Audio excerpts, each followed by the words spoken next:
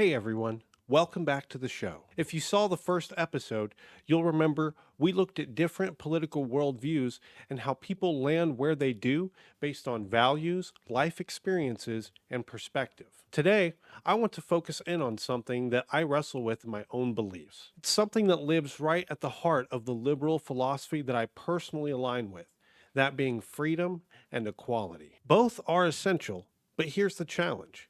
You can't push both of them to the max without running into some real tension, and eventually they collide. And when that happens, we have to ask ourselves, what compromises do we need to make and what gives?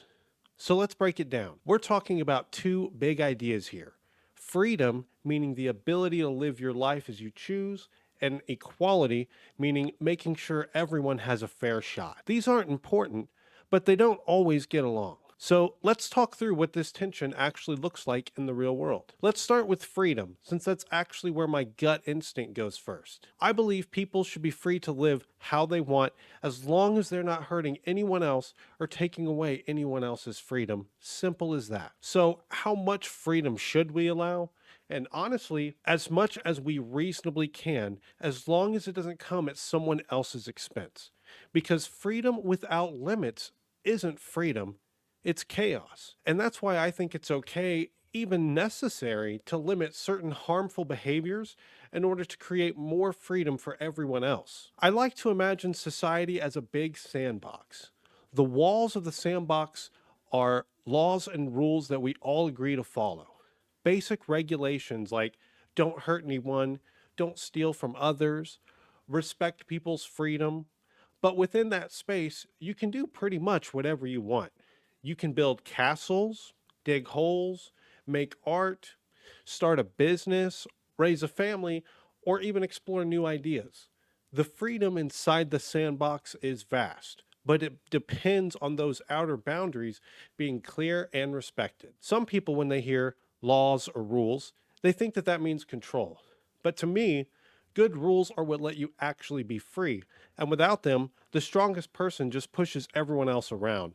With them, while you're building your castle, no one can come in and destroy it. But here's the thing: freedom doesn't mean much if only some people have access to it.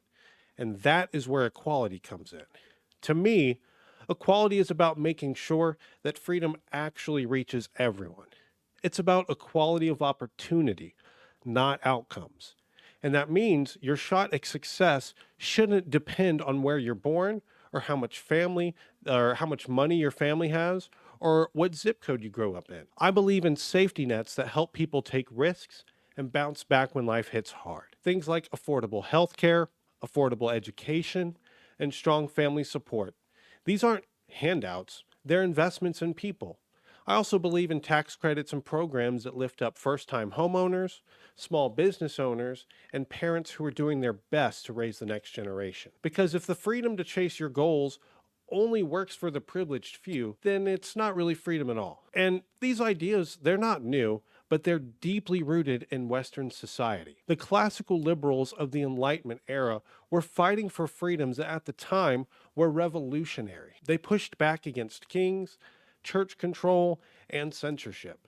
And today, that same spirit still matters, but the world has changed, and liberalism has had to change with it. So modern liberalism says, sure, we want freedom, but let's not ignore how power can tilt the playing field. Without rules that check the powerful, you don't get liberty, you get exploitation. And that's why I think of today's liberalism as not just freeing people from oppression, but also freedom from exploitation, freeing them to live lives of dignity and opportunity. Now let's get into where this gets tough, when freedom and equality bump head to head in real life policy. Let's look at some examples. I believe in healthcare. Healthcare is a right. You shouldn't go bankrupt just because you get sick. But protecting that right means putting regulations in place. That can be on insurance companies, on pricing, and maybe even on taxes. Some people call that big government, but I see it as freedom through security. Because what kind of freedom do you really have if a hospital bill can wipe out your future? And let's use an example like insulin. People literally die in the US because they can't afford the medicine that they need to stay alive.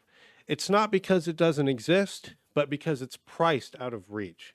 That's not freedom, that's a failure of the system. Another example, I support a living wage. If you work full time, you should be able to afford basic needs. That's just dignity. Of course, there's some pushback. People worry about small businesses and about economic flexibility, and those are fair concerns that should be addressed in the conversation. But I'm okay with putting some guardrails on the market if it means fewer families are choosing between rent and groceries. Housing is another one. I believe people deserve safe, affordable places to live.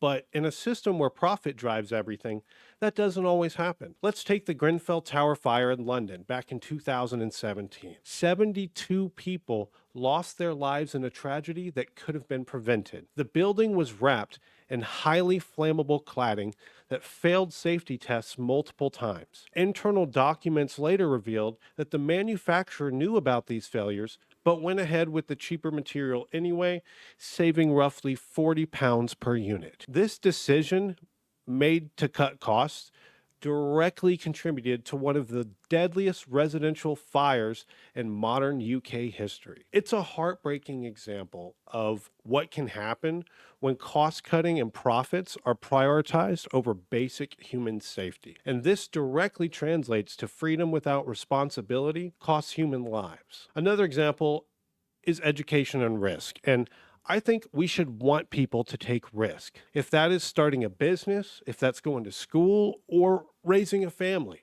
But people can't take risks if they're one emergency away from falling apart. So many young people today are skipping college entirely because of debt, or they drop out midway burdened by the costs. And I don't think that that is a merit issue, but I think that that's a systemic one. And it's because of that and other reasons that I support ideas like tuition-free community college, or policies that are aimed at making higher education more affordable, or even trade programs. I also support ideas like forgivable loans for first-time business owners and tax breaks for the local small businesses.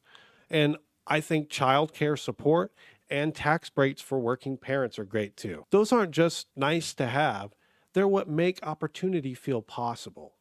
And that brings me to something that touches everything else we've talked about so far, and that's going to be income inequality and wealth consolidation. When just 3 individuals in the United States have more wealth than the bottom half of the country combined, it doesn't just tilt the playing field, it threatens the entire ideal of equal opportunity. That kind of imbalance can distort priorities, erode public trust, and concentrate power in ways that make both equality and freedom harder to access for everyone else. Let's be clear. This isn't about blaming people for being successful. I believe in innovation and entrepreneurship and being rewarded for risk, but I also believe that these rewards should come from effort and contribution, not just inheritance, loopholes, or influence. Because when economic outcomes are dictated more by the zip code you're born into than the work that you put in,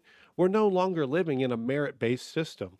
We're living in a system that it's drifting away from fairness. And here's something that often gets overlooked. Economic freedom depends on circulation. When working class people spend money, it flows. It fuels local businesses, it creates jobs, and it supports families. But when wealth becomes overly concentrated, more of it gets saved, siloed, or invested in ways that don't always recirculate into the broader economy. A dollar spent by someone just trying to get by often does more for growth than a dollar that's sitting in a trust fund or used for stock buybacks. And that's why addressing inequality isn't about punishing wealth. It's about unrigging the system so more people have a real shot. Because at the end of the day, freedom isn't just about what the law allows, it's about what people can realistically do with their lives. And when someone's technically free, practically stuck, then that's no longer freedom, that's just frustration.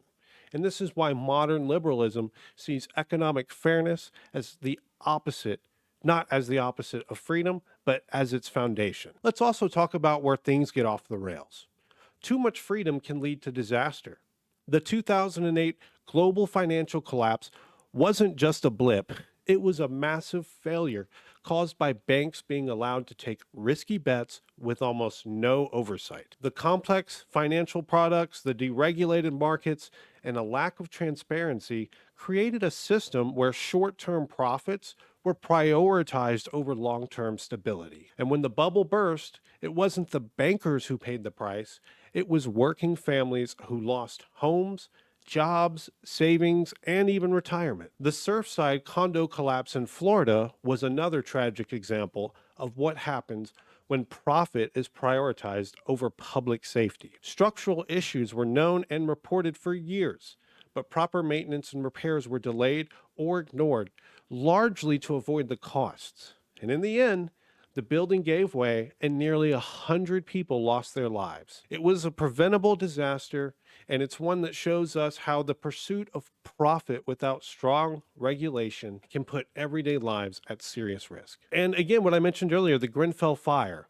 a tragedy that was rooted in deregulation and negligence. But if we take it on the flip side, too much equality pushed the wrong way can be harmful too. In Mao's China, radical attempts to enforce absolute equality through forced collectivization and central planning caused devastating consequences. One major campaign, called the Great Leap Forward, was an effort in the late 1950s to rapidly industrialize and increase agricultural production by reorganizing farms and factories. Instead, it led to widespread famine and the deaths of millions, making it one of the deadliest famines. In Soviet Russia, the government enforced strict controls over nearly every aspect of life, including art, culture, and innovation. The push for forced equality meant everyone had to conform to a single state-approved ideology. Creativity was often censored, and people who challenged the official narrative faced punishment. This stifling of personal freedom and expression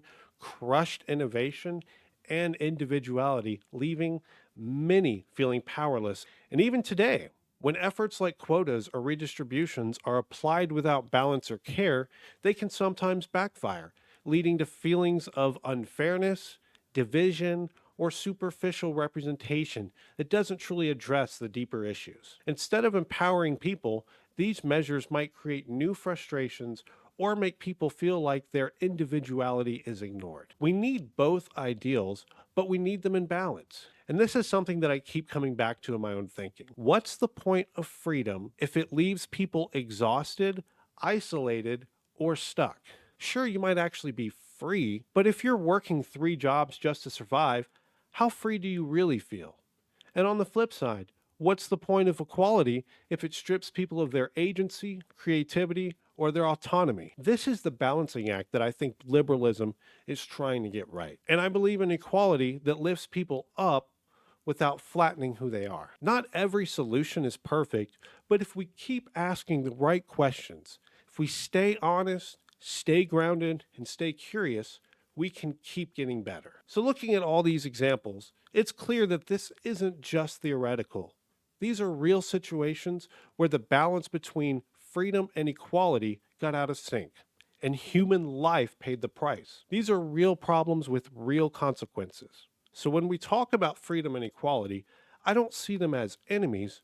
I see them as partners in a constant negotiation. And let's keep that conversation going. If something in this video sparked a thought, helped clarify something, or made you see things a little differently, please let me know in the comments.